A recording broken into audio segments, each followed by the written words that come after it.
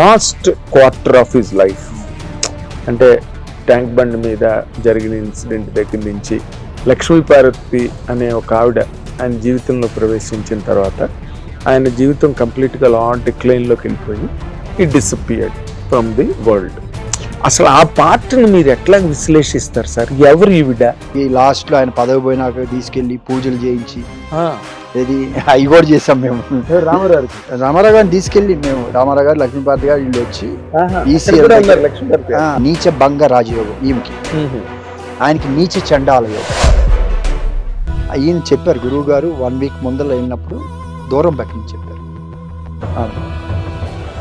అంటే కలిసి ఉండి ఆయనకు అయిపోయింది, పీరియడ్ అయిపోయింది, ఆయనకి అయిపోయింది, ఇంకో అయిపోయింది. సో ఏం చేయాలి?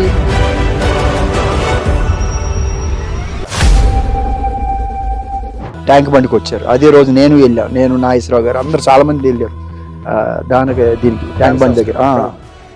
ఆయన గురువుగారు వచ్చారు. ఆత్మ అదే చూసి చాలా క్షోభపడ్డారు.